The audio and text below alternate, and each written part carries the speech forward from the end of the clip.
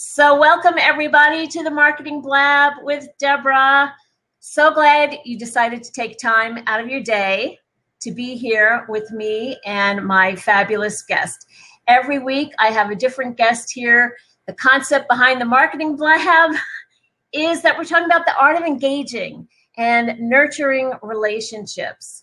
And so I'm fortunate to have my awesome colleague whose relationship with me started probably 2 years ago, maybe. We were both at an event. We actually, I think, didn't really meet face-to-face then. We ended up having a friendship on Facebook and then met the following year at the same event. So I'm going to introduce him because his name is Brian G. Johnson, and Brian is the author of Trust Funnel. And we're going to talk a little bit about his book, but also about how Brian has built his community. Brian, many of you who are on the call may know him as a Poodle Wrangler, and it's true. It's really true. And what he's done with that is not just built a brand, but he's really built a community. So Brian is here from Colorado Springs, which is just a couple of hours south of me here in Boulder, Colorado. Brian, thanks for being here. It's great to see you, buddy. Hey, it's awesome to be here, Debra. I'm looking forward to it. It's awesome to have you. What I wanted to cover today is, before we get into some of the meaty, juicy questions, I think one of the most curious questions is, how did the idea for this book come about? What was your brainstorm, or when was it that you went, I'm going to write this book and here's what it's going to be about? So for me, for many years, it's really been about exploring new opportunity and doing new things. That's one of the things that I absolutely love about being an entrepreneur. And I just think about tinkering and playing around and trying different things. And I've done a lot of different things. I've done SEO, and I've built websites, and I played on Facebook, and I've done social media marketing, and I've done an awful lot of video marketing. In fact, right now I've been working on a video this morning. And I've also spoke, and I've done these different things, and I've also published, but I'd never published a physical book until I got to Trust Funnel. And actually, I sat down with Joel, and we've both worked with Joel a bit. And he said, I really like your idea. I like your concept. I think you should go ahead and do a physical book. And I liked the challenge of it, number one. I liked the idea that this would be a bigger book. This would give me an opportunity to step up and really try to do something at a high level, which that's kind of what I've always been about. I look at the programs that I've put out in the past and whatnot. I don't do a lot of things, but when I do something, I try to shoot for the stars, and I figure if I miss, I'll hit the moon. And that's really how Trust Funnel came about. So I sat down, I told Joel my idea. He said, that's great. Originally, I thought it would be an ebook, and he said physical book. And the next day I sat down, and I've got so many pads of paper around the house, and like, here's another one. Oh, but wait, there's another one over there, and there's another one over there.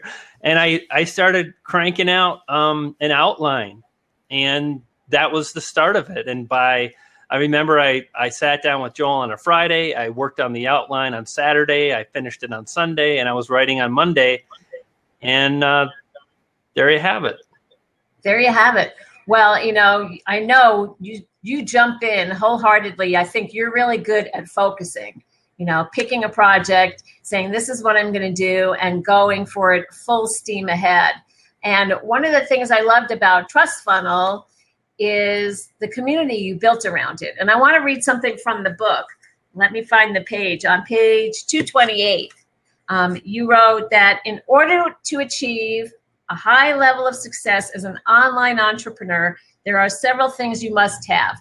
And one of those things that you said, point number 3 on that list, is relationships that you nurture with both your customers, your peers, and your partners. And since I like to talk about nurturing relationships, do you feel like the book helped you do that? Well, one of the things to consider is that if you want to do, and feedback could be from me as well, Debra, so I'm going to turn down my audio. One of the things to consider is that if you're trying to gain notoriety, if you're trying to level up, if you're trying to grab attention, then you want to do something that's attention worthy. You know, it's like if you want people to talk about you, then say something worth repeating. So I sat down, and my goal wasn't to, write a book as quickly as I can. Like so many people, I think they have this mindset of, what's the easiest and quickest way? And I didn't want anything to do with that. What I wanted to do was I wanted to create something that people said, wow, that was really an amazing book. And I was able to do that. And one of the things I did too was I shared my journey of writing the book on Facebook. And I think people really appreciated that I was shooting for the stars. I remember talking about my desire to be a New York Times bestselling author. And in this day and age, with how the whole system is set up, to be able to do that is very, very challenging. And I remember recording that on video. And the first time I said that out loud, like my knees trembled, that's a big freaking goal. But, people online, they're like, wow, the guy's talking the talk, and that's easy. But I think people also saw that I was walking the walk. I was talking, I was walking, I was doing all the things. I was updating people on my progress, and people wanted to be a part of that. They wanted to join in. And it's like, it's that underdog kind of story. And that was a really big part of my entire launch process, was just bringing people in, and not so much selling or not so much getting people on board, but just sharing my journey. And I figured if I did that, people would come on board, and indeed they did. You really built sort of a trust funnel community, from the get-go, so that when the actual launch happened, I mean, you had tons of people out there supporting you and giving you, props and applause and cheering you on and saying, you go, guy. This is amazing. We can't believe you're finally, coming out of the gate, because there was a community about that. And I think, I'm trying to remember his name, Ryan Hanley. I don't know if you're familiar with him. Content Warfare is his book. And he talked about when he created it's called Publishizer, which is a crowdfunding source for book authors. And he said that's really important. He built a community. He nurtured relationships with people long before the book was out, so that people really rallied around him. And I want to thank you, because you gave me that advice as well when I was coming out with my book, which, of course, we have to show everyone that. When I was doing this, you said, post images on Facebook of your cover. And I thought, I don't know. I don't know if I want to do that. And when I did,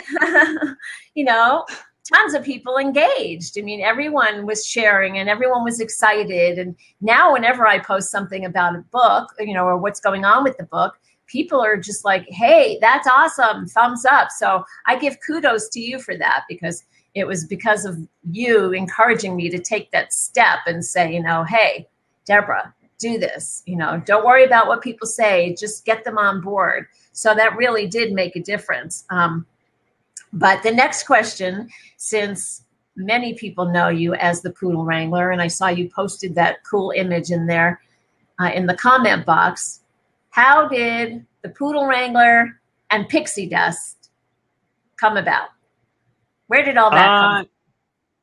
Yeah, it's too bad that image won't post. How did that come about? So one of the things to consider is that before you can build a list, before you can make any money, before you can sell a product, you have to grab attention. Nothing happens until you grab attention. And we live in an online world that is so busy. There's so much noise. There's so much chatter. And how do you break through that? So one of the things that I learned was the whole idea about creating a strong brand. And I'm still working on that. Like literally, I shouldn't say that. I look at it as brand and platform. And I feel like today my brand is strong. I know what my brand is. I know what my message is. And I'm continuing to work on my platform now. But 3 years ago, it was evolving. And a real big reason it was evolving was I was wanting to grow. And I looked at my book as an opportunity to leverage that experience and whatnot. And I just saw the need to really define my brand in a way that would be memorable and fun. And I just really started looking at the things that inspire me, the things that make me smile, what interests me. And I have these beautiful dogs. And like, why wouldn't I add Otis into my brand when I'm spending a lot of time with him, you know, out walking on hikes and getting upset with him, and he's running crazy. And I thought, you know, I love the West. And every fall, my wife and I, we head down to Santa Fe, New Mexico.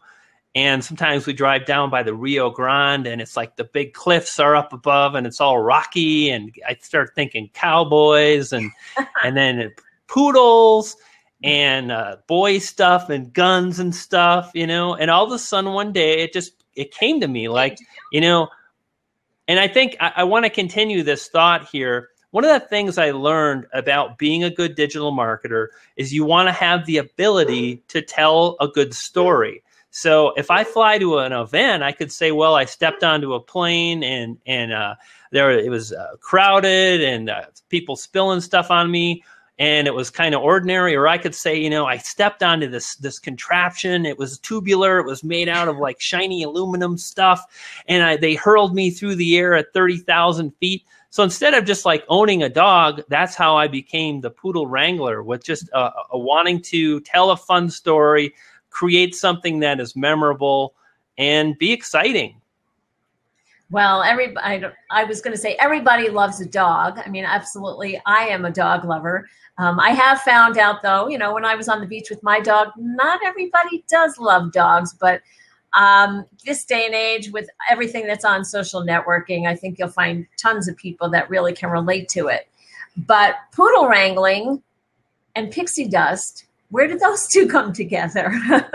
Well, you know, and again, it's just like, I'm just kind of a free spirit, you know, and I wouldn't say I'm not afraid to share the goofy side of me, because I am. I think it's human nature to worry a little bit about stepping out. Like you said, you think I should share my book cover? I'm like, abso-freaking-lutely. It's like, that's like Facebook gold. Like, don't just wait. And so I think we all have that fear of being judged and whatnot. Yeah. However, I also want to live that exciting life. Like, the Poodle Wrangler is a pretty exciting guy. And, you know, I just remember I was making one of my many videos, and all of a sudden, I don't know where it came from. It wasn't like a predisposed kind of thing I was going to do. I just kind of said, poof, pixie dust. And that was it. And then someone said, pixie dust. And then I did it again, and then 8 people said pixie dust. And I'm really amazed now that so many people, like, if you ask people to describe the Brian G. Johnson brand, I guarantee you a whole bunch of people are going to say Poodle Wrangler.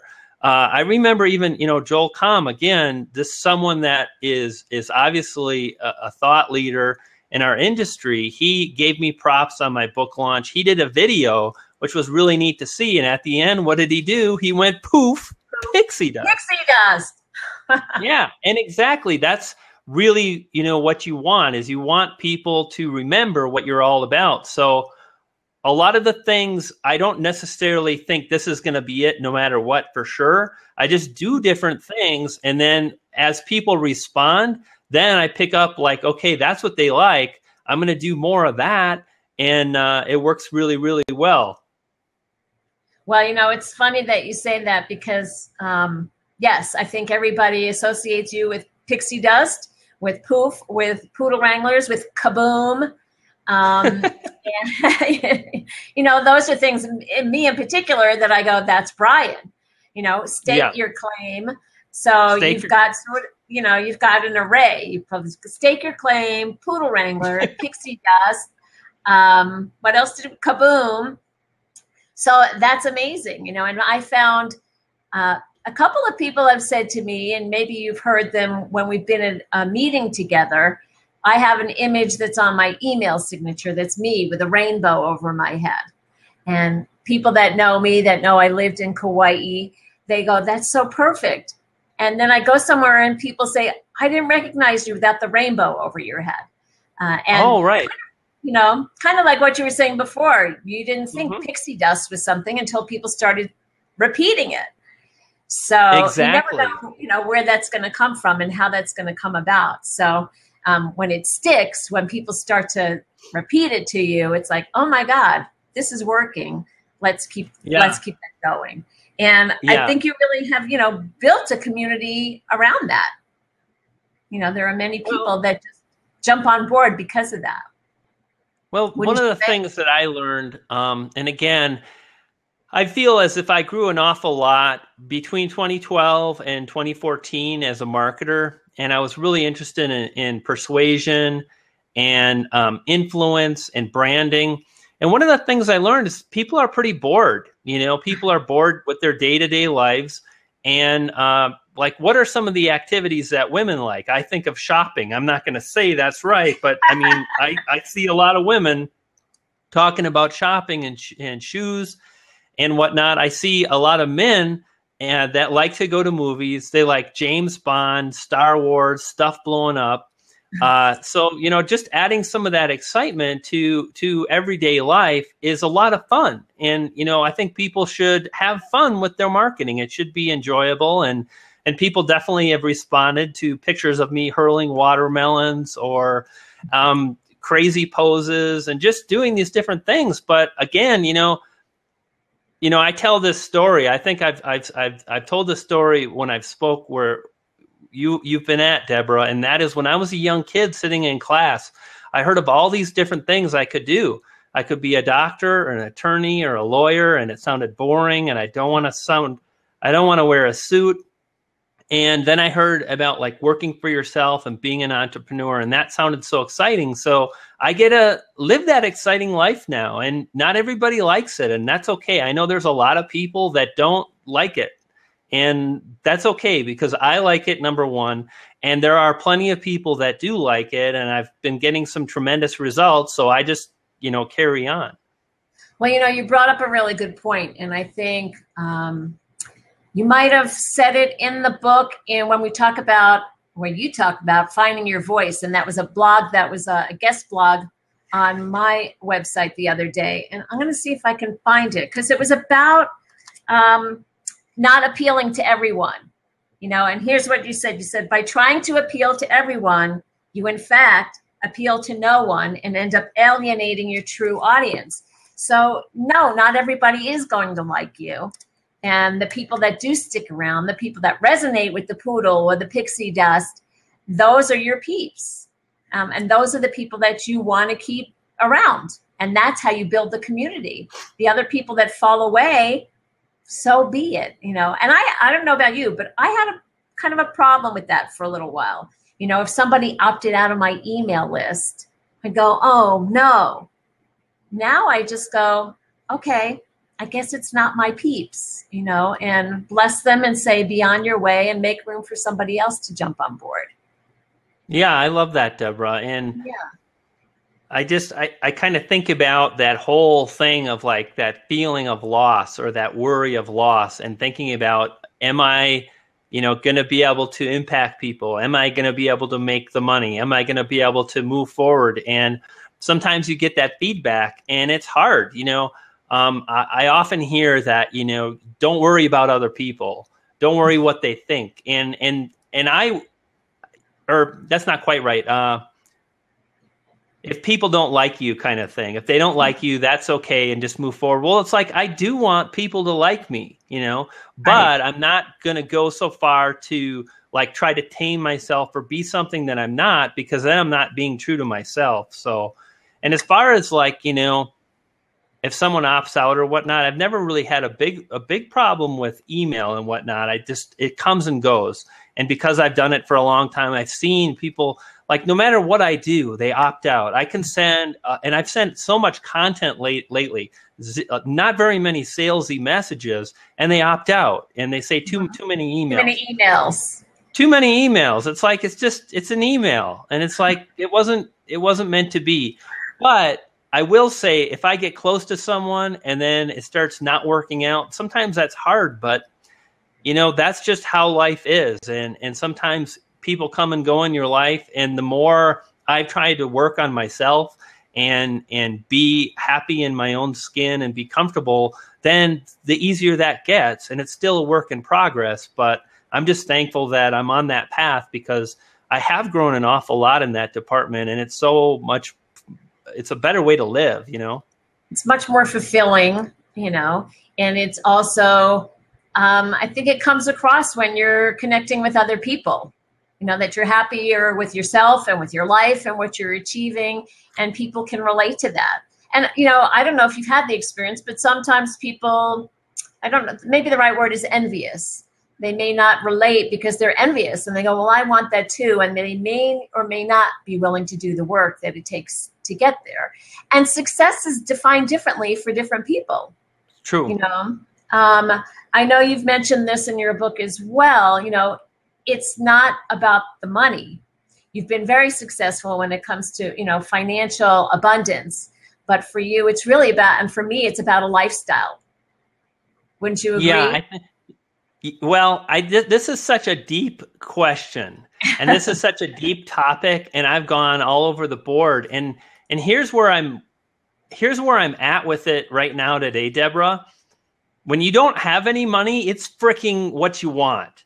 When you can't pay your bills, when you're making less than $30 or $40 or $50,000 a year, then that's the only thing you think about, because you can't get the freedom unless you have the money. You can't achieve a sense of well-being if you're working for someone in a job that you hate. If you hate going to work, how could you possibly be fulfilled?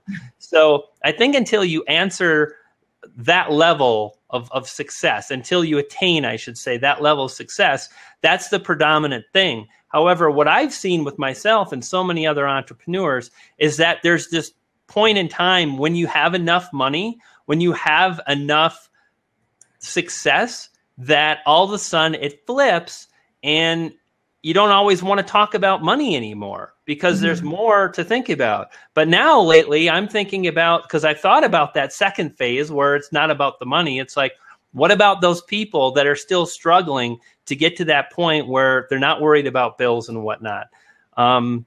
So I think it's give and take. But at the end of the day, what I will say is that there's so much more to life than how much money you make. And I've made ridiculous amounts of money, and I've made good amounts of money, and I've always felt the same inside.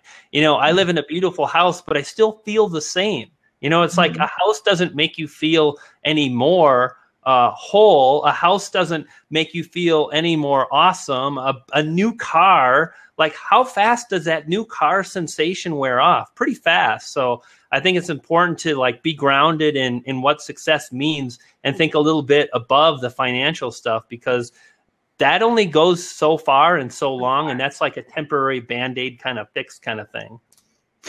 Yeah, you know, and we all do have bills to pay. You know, I mean, we have responsibilities and, you know, electric bills and phone bills and all those kinds of things that we do have to take care of. So as you were saying, you know, there are certain people that feel like, well, I'm working this job and I have to keep it because it's paying my bills. And then there are those of us who, even though we may not have a job, still have those same responsibilities. And so, you know, you need to do something that really fulfills your heart. But one thing you mentioned in the book, let's see if I can find that one. It's page 4. You said, when you build trust, you won't need to sell. So I'm curious, you know, how you define that, because I tell people a lot of time that we're all selling in some degree. We need to sell to make a living, whether it's on our own or as an employee. So why don't you tell me a little bit about, you know, when you build trust, you don't need to sell. Well, at the end of the day, people are going to spend time and spend their money with people they know, like, and trust. This is like old school sales and marketing from a cajillion years ago. Know, like, and trust. So like when I look at my book here, it's like, I think that's pretty good. You know, listening, liking, trusting, and buying. And that's kind of the phase that people go through. And the first step is to grab attention. And by having that fun brand, by being a little different than other people, people will notice. And when someone gives you their attention, that is like an amazing thing. And it's your responsibility to take that attention and take it to the next level, which is to have somebody listen to you. And some may not like you, some will like you, but just by sharing online, like this Blab right now that we're doing, is a great example of building trust, because we're not necessarily pitching products. We might not be telling people to go opt in, but we're just sharing what we know. You're sharing your experience. I'm sharing mine.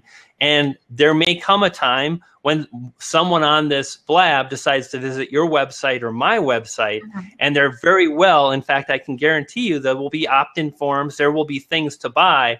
And because we've established value up front, because we've shared our story and allowed people to get to know, like, and trust us, people will sign up and buy on their own. In fact, in the last 6 months, I've had people contact me and reach out to me through instant messenger on Facebook and say, I'm not interested in that thing, but I want to work with you. Will you coach me? It's like, and that's exactly what I said in my book. It's like, when you build trust, you won't have to sell. Now, it's a marketing book. I'm a sales guy, but more than just trying to drive that sale, by adding value and letting people get to know me and not going for the sale immediately, then people feel comfortable. People feel like this guy can help me, can get to me to where I want to go. He has the results. Like, these are all things that are important. Like, you can't just talk the talk. You have to have results. You have to demonstrate that you're consistent over time. And if you do these things, then people will get to know, like, and trust you, and they'll want to buy from you. It's just how the game's played. Well, I talk a lot about that. I call it the KLT factor. It's the know, like, and trust. And you mentioned how people have to grab attention. And one of the things that I talk about is you have to be visible. If you're not out there, if people don't see you, how do they know about you? And then once they do, can you hold their attention long enough for them to have that opportunity to know, like, and trust you? And one thing I love about Blab, and why I jumped on board, is because it is an opportunity to start that engagement, to start a conversation, and to start to build relationships with people, and to do it in an environment that is relaxed and fun, because we all like to have a good time, without a whole lot of, hard sell and pitching, those kinds of things. There may be people on Blab that are doing that are getting online and saying, buy my product, buy my product. But I don't think you're going to get there until you've built that relationship first. I mean, to me, the reason I did Marketing Blab with Debra is because it's about building relationships. Really. I mean, that's my take on it, is really it takes time to build and nurture and develop those relationships. And then I think you may have heard Joel say this, know me, like me, trust me, pay me. So when you've had those first three steps of know, like, and trust, then the other things will fall into place. So, and it does take time. I think you just posted that, it does take time to develop that. And not everybody, I think, is patient about that time that it takes. You know what's sad, though, Debra? I just want to interject right here, because you're right. So many people are not patient, and so many people want the results today. And unfortunately, because of that drive and because of that, like, pay me now today, like, I don't want to wait for tomorrow. What happens is they jump in and they push too soon, and they don't get any results anyway, or the results they get are very, very minimal and they continue in this cycle. So it's like, they might look at what we do and say, I don't have time to build rapport for 3 or 6 months. Mm-hmm. But then they move forward and they spend 3 or 6 months trying to drive sales, being sneaky, just going straight for the sales. Like, it reminds me of a saying, which is basically, people love to buy and they hate being sold to. It's like, if they don't know what you're about and you're just selling, your ratio is going to be low. And instead you could just be like a little bit more laid back. You could build that rapport, and you can sell occasionally now and then, and it will work much better. And I've seen so many people, they spend so much time, and instead of just like buckling down and doing it the right way, like how most highly successful people do it, they're trying to use all these gimmicky things, and they get very shoddy results at best. So why not do it right? And there's a lot of people, grabbing for that bright, shiny object, going, ooh, this sounds good. This sounds like it can make me a lot of money. Ooh, this sounds good. And then, so they don't stay, we mentioned this a little while ago, they don't stay focused, you know, and focus is that follow one course until successful. And you're really good at that. I mean, I can get distracted here and there, but, you focused, for example, on your book. You focused on Facebook. You focused on creating the Trust Funnel Academy. What I'd like to ask you, I don't think I did yet, is for those people, there are a couple of people saying they want to access the book. So first, why don't you tell them how they can find the book? I have trustfunnelbook.com, but they can also okay. So that would be the first thing. So type that into the box. I did it earlier, but let's give people the other opportunity. And then tell people, what is a trust funnel? Sure. So I'm just dropping in the link to Amazon right now if people are interested in the book Trust Funnel. I think Tweeting Goddess was asking, and Dana was asking. So thanks for putting that in there. Okay. That was fun. Wait, I missed that. Do that again. 1, 2, 3. Somebody get a screen capture of that? So what is a trust funnel? Really what we've been talking about all day is, I think about this, and I'm actually working on videos right now, and I keep refining it.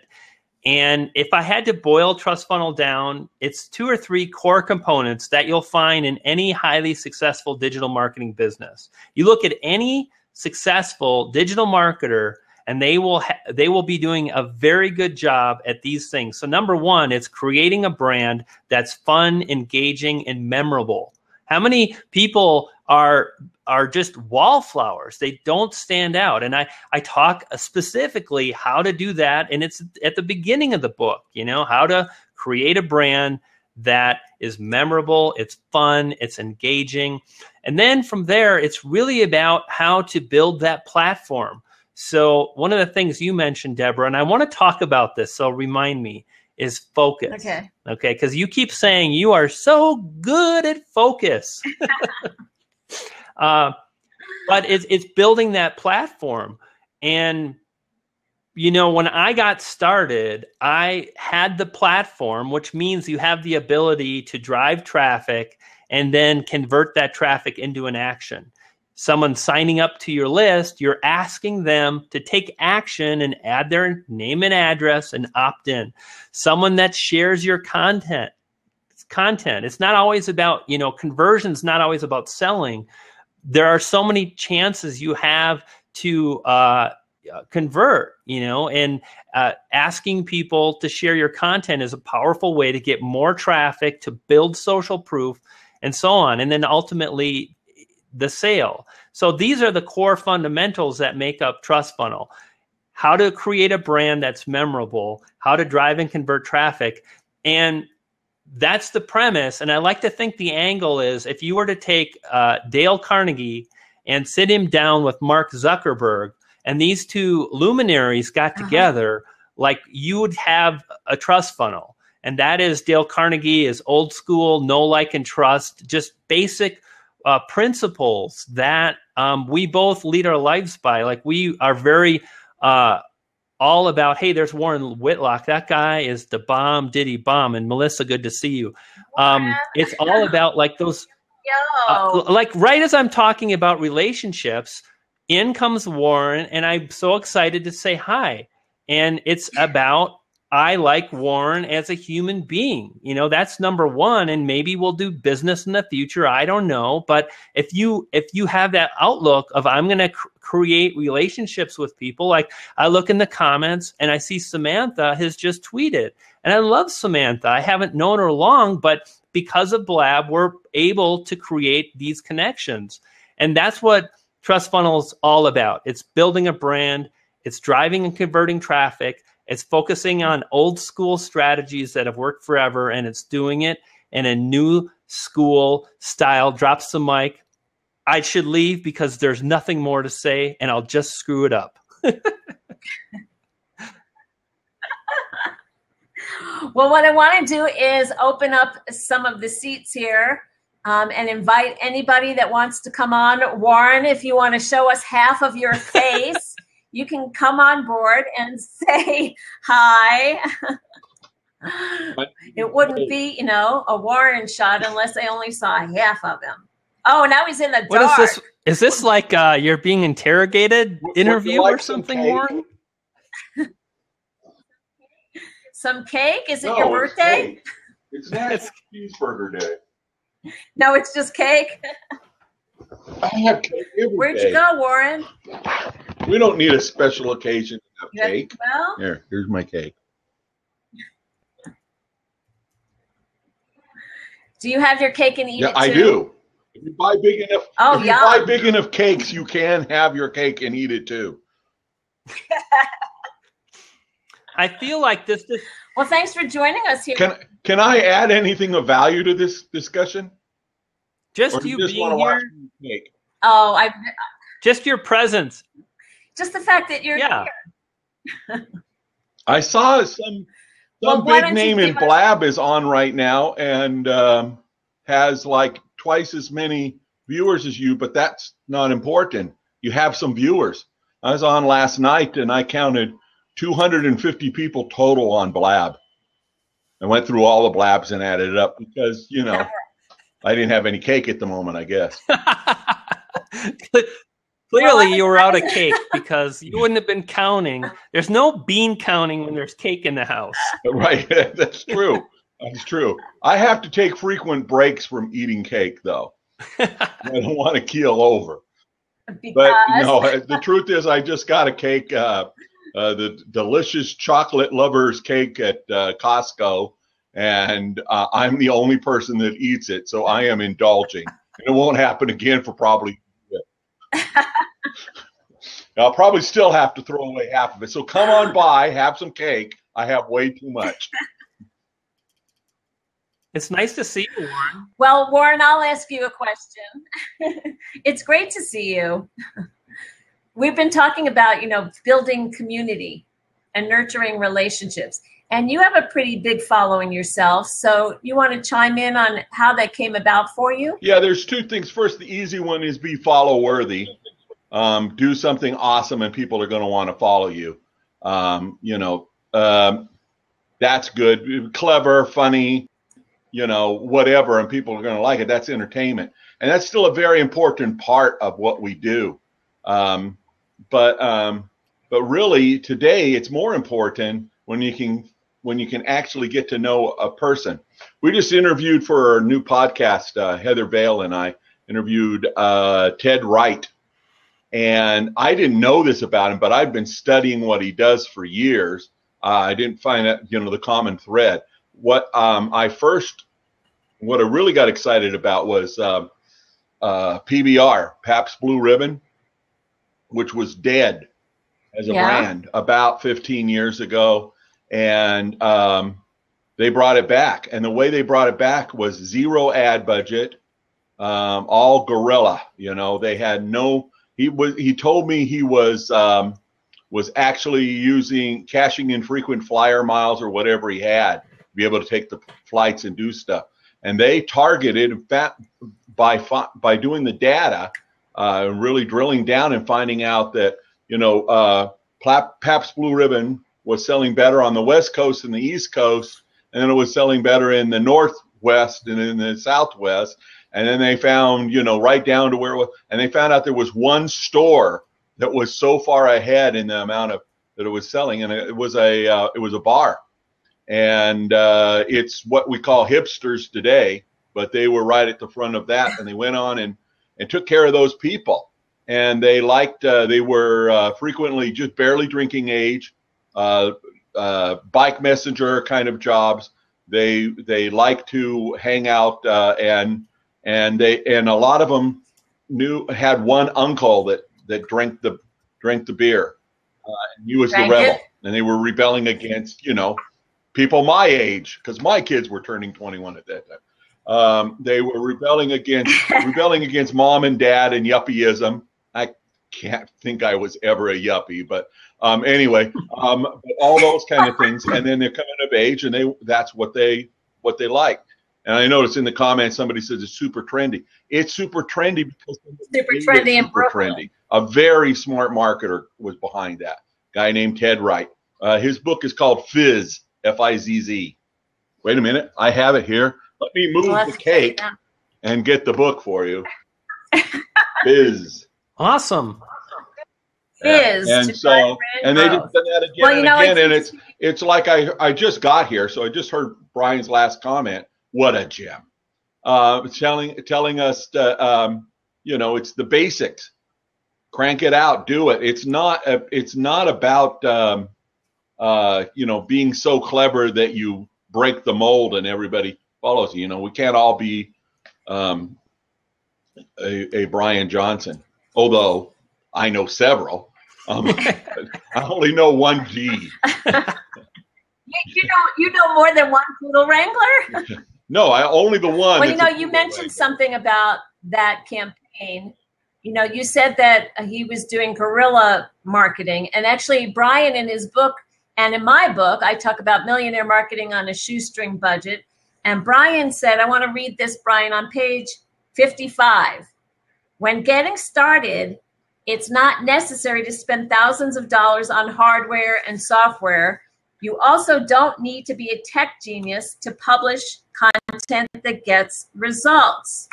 And in another part in the book, you said, to this day, I remember the thought of being able to tap into a worldwide network of people on a shoestring budget.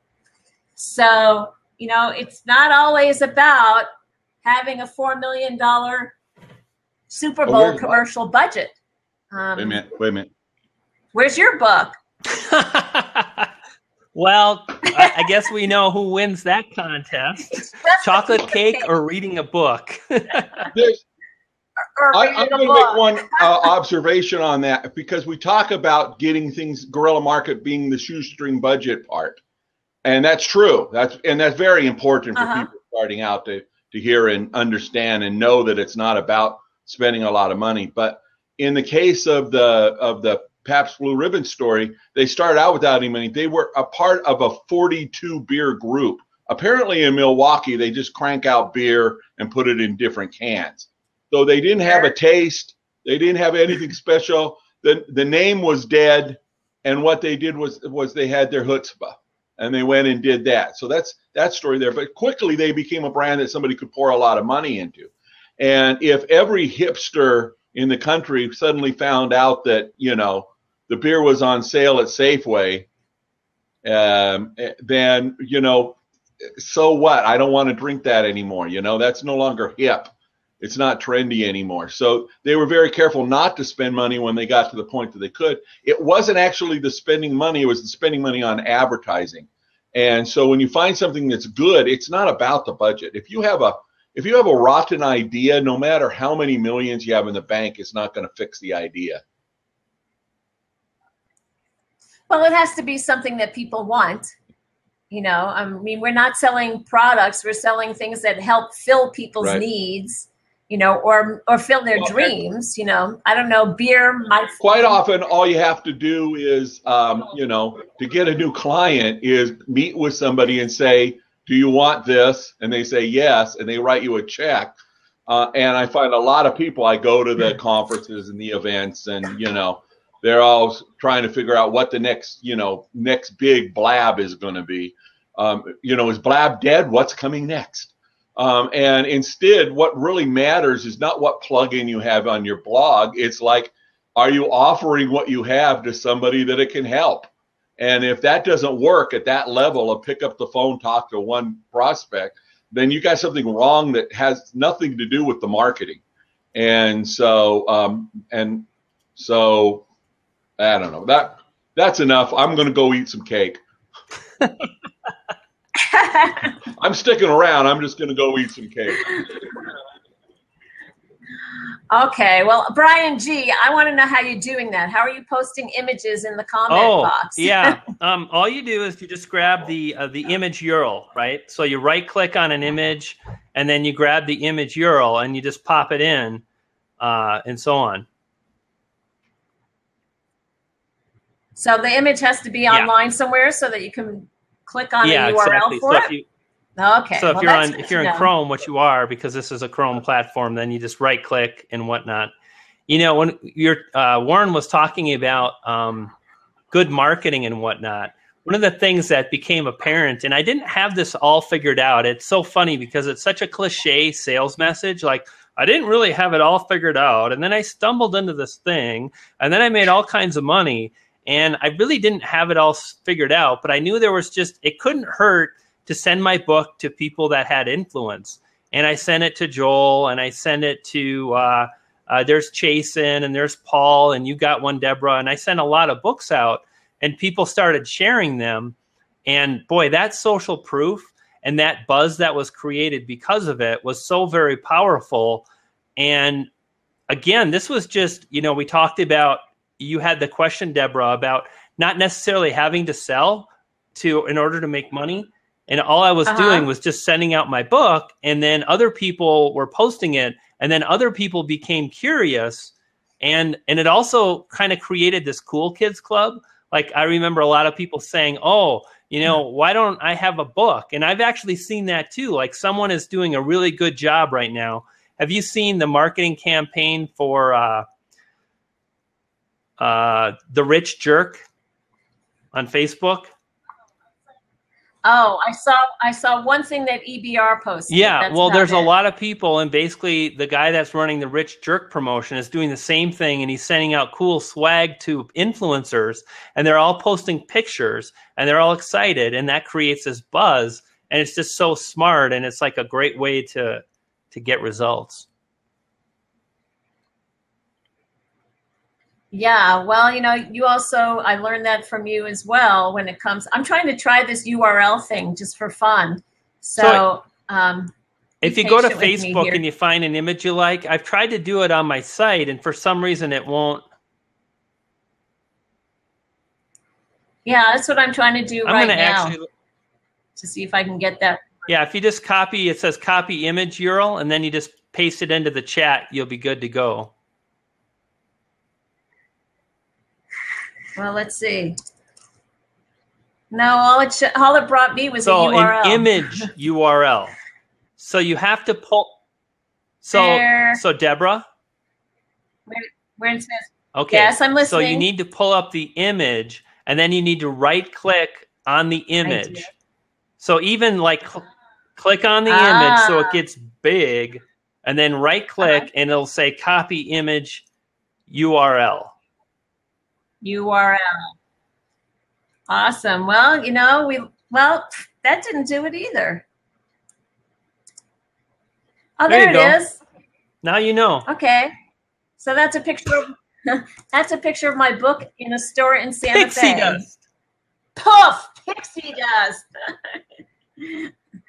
And Jilly thanks, Jilly. She just posted that picture that I created of you for today's Blab. Oh yeah, exactly. So it's kind of fun and whatnot. So Debra, talk about focus again and mention how awesome I am at it, because I feel like I need to share some things about focus and whatnot. Yeah. About focus? Okay, so I was saying that, you focused on mastering Facebook. You focused on your book. You focused on putting together Trust Funnel Academy. I think you're very focused. But are you going to tell me now you have your moments when you're not? I do think you're right. And I am very focused. But, it's a struggle for everybody. And one of the things that I saw is we talked about this, like after my book launch was done, after I went to the speaking events, after things settled down, all of a sudden I had time. And what I found was that when you are very, very focused, when you understand that to create something, like what did Warren say? Like, if you want to be talked about, you have to do something worthy to be talked about. And something to create something that's worthy, it takes time and effort. And in order to be able to do that, you have to focus. And what I learned over the last several months is that, you know, those people that believe in that, and I'm really thinking about this book, Essentialism. Have you heard of that one? Haven't heard of that one. Oh, look, it's right here. Really, really good book, Essentialism.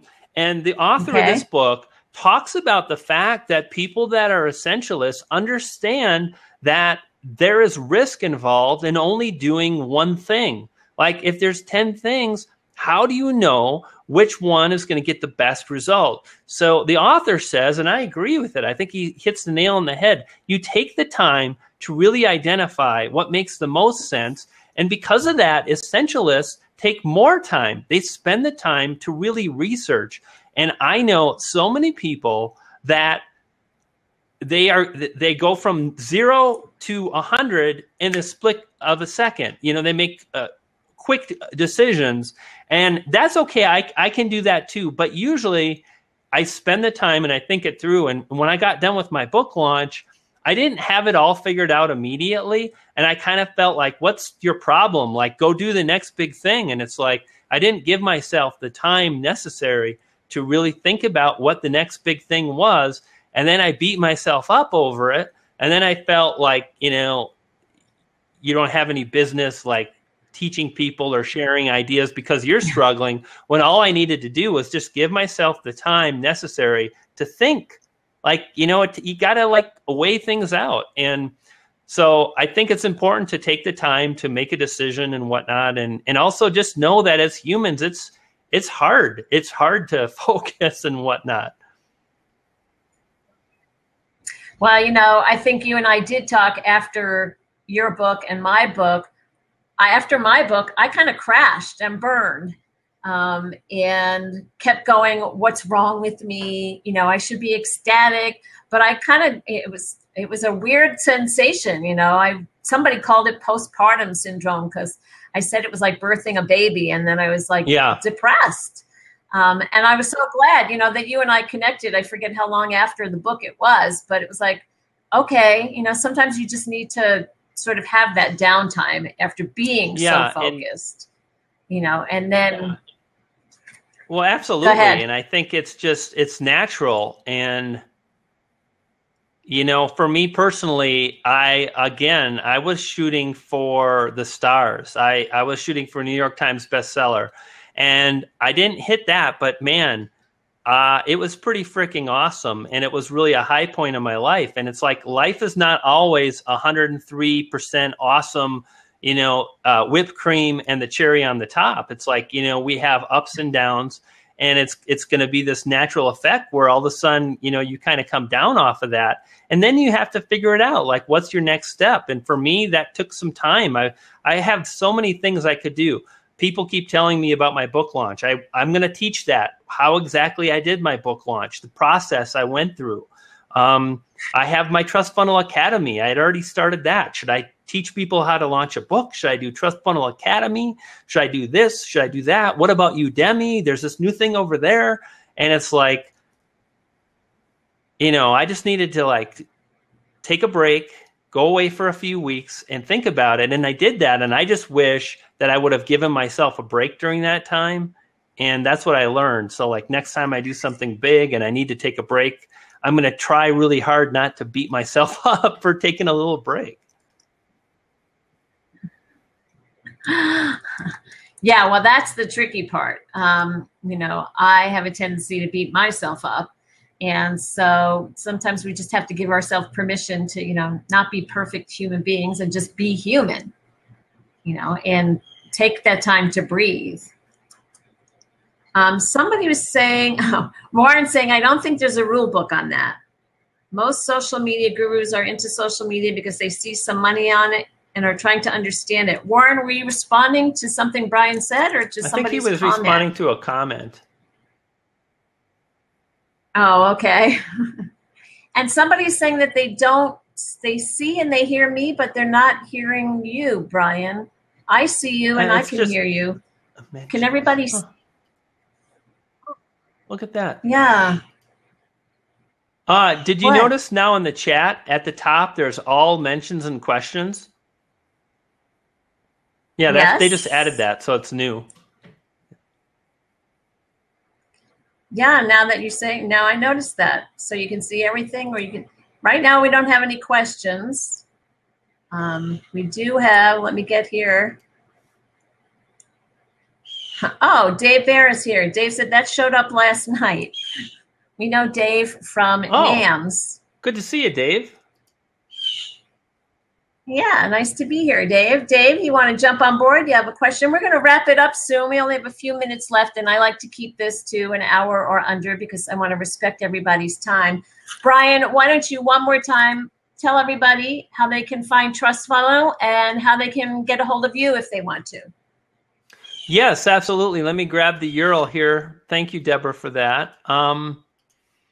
Trust Funnel is available at this website called Amazon. You can reach Amazon at amazon.com, and you can buy the Kindle version or the paperback, or you can get a hardcover copy if you like. Yeah, so that's what we got going there, and it's been a pleasure spending time with you, Debra. It's nice that we can connect on this platform, and it's like hanging out, but we can take an hour away from our day. And for me, for either of us, it's like you live in Boulder, getting to Denver is a bit of a drive. And I live even further away in Colorado Springs, so this platform's pretty badass. Well, it's great that we have that chance to connect that way, and that's one of the things that I love. And, people have been saying, what about this versus Google Hangouts? I personally find this much easier for me to navigate because I'm not a techie person. Thanks, Warren, for tweeting out the session. Thanks to everybody for telling the little bird. I'm Debra Jason, the author of Millionaire Marketing on a Shoestring Budget, and DebraJason.com. Next week, my Blab guest is going to be Michelle Schaefer. Michelle Schaefer is a blogging authority. She's awesome. She and I also met at an event several years ago. So tune in. And Brian, when's your next Blab? I've got one coming up with Felicia, and I saw you're hosting Felicia as well. I believe it's Tuesday next week. Really excited. We're going to talk about speaking, and that'll be helpful for me because that's something I want to do more of. Although it just seems to be happening right now on its own, which is nice. So. Yes, you do a great job of that. So for those who want to tune in to Brian, he's blabwithbrian.com. We can put that in the comment section. And I was going to say, sorry, they can Brian, were you going to say something? Blab with Brian and Blab with Debra, that works. And people, just so they know, there should be an icon right next to our little names that they can click on to follow us. So. Right, I forgot to mention that. So if you want to follow myself or Brian, if you look in the upper corners of our images, there should be, if you're not following us, there'll be a little person with a white box, and you can click on that and you'll be following. If it's already filled in with a color, it means you are following them. So thank you again, Brian, for jumping on board the Blab. Have an awesome day. Give my love to Amanda and Otis and Olive. Brian, the Poodle Wrangler, it's poof and pixie That's right. dust. Thanks so much, Debra. It was a pleasure being here. Thanks for everybody that stopped by. It was fun to spend time. Take care and rock on. Have an awesome day. You too. Adios.